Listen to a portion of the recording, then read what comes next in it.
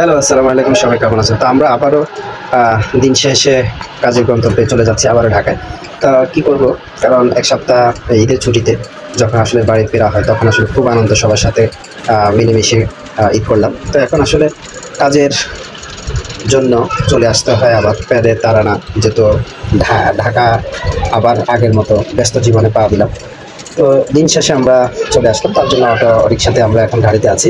রাস্তার আশপাশে দিয়ে অনেক সুন্দর সবুজ শ্যামল অনেক কিছু দেখা যাচ্ছে। তো অনেক ভালো লাগার একটা জিনিস কি, যে সবচেয়ে বড় কথা হলো যে ফ্যামিলির সাথে যে ঈদটা করা হয় যে গ্রাম অঞ্চলে, সেটা আসলে যারা ঈদ করে ফ্যামিলির সাথে তারা একমাত্র এটার মর্মটা অনেক বোঝে। তো যাই হোক, অনেক ভালো লাগলো যে ঈদের এক সপ্তাহে দেশে ছিলাম, তাই তার জন্য চলে গেলাম দেশেতে। যত কষ্ট হোক না কেন, যে দেশের ঈদটাই অন্যরকম, তাই চলে গেলাম দেশে।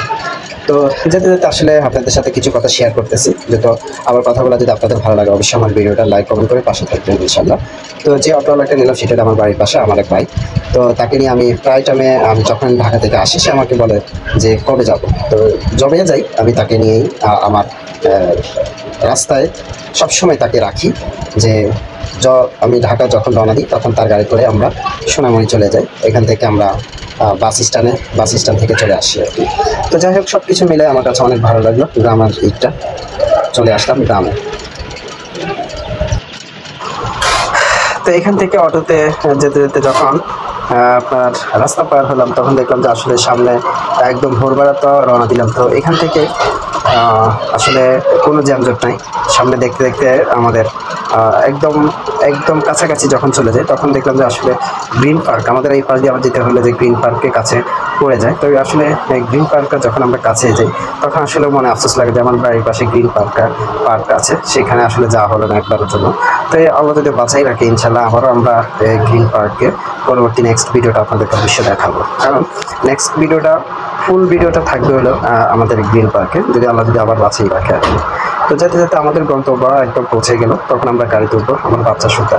আমরা চলে আসলাম একদম বাস স্ট্যান্ডে যখন চলে আসলাম তখন আসলে আমরা গাড়িতে চলবো। তো আমার গাড়ি যেটাতে যাব সেটা আসলে আমি আর কখনো দেখিনি এই গাড়িটা। এটা হলো আপনার বিআরপি। তো এই গাড়িটা আসলে একদম নতুন মনে হচ্ছে আমার কাছে, কিন্তু জানি না কার কাছে কেমন লাগছে। এই গাড়িটা আমার কাছে একদম নতুন মনে হচ্ছে। তবু গাড়িতে উঠে গেলাম, তিনজনের ছবি উঠালাম, আর সাথে আমার বাচ্চাটাও আছে। অনেক মজা করলো আমার বাচ্চাটা, অনেক খেলাধুলা সবার সাথে হাসি খুশি, এবং কি সব কিছু মিলে সে একটু ভালোই লাগছে।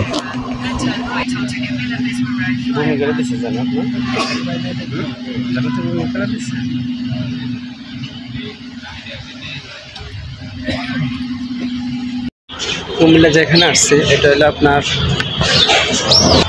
আমরা যেখানে আছে সেটা হলো কুমিল্লা হোটেল এটা।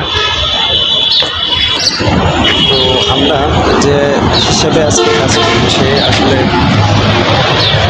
মানে খুব কষ্ট। তো কুমিল্লা রেস্টুরেন্টে যখন আমি দেখলাম যে আসলে খন্দকার ফুড অ্যান্ড গ্যালারি, তো এখান থেকে আসলে অনেক ভালো লাগলো যে তেমন একটা যানজট নেই। এখান থেকে দেখলাম অনেক মানুষ, অনেক বাস এখানে স্ট্যান্ড আছে। তো এখান থেকে আমরা যখন ভিতরে গেলাম, তো ভিতর থেকে যখন আসলে কে খাইবি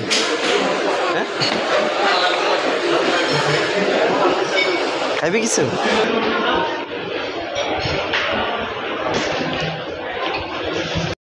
যখন ভিতরে গেলাম তখন আসলে অনেক পরিবেশটা আমার কাছে অনেক ভালো লাগলো। তো ওখানে অনেক কিছু খাবার ছিল, যেহেতু রেস্টুরেন্টের অনেক খাবারই কিন্তু ওখানে অনেক দাম বেশি থাকে।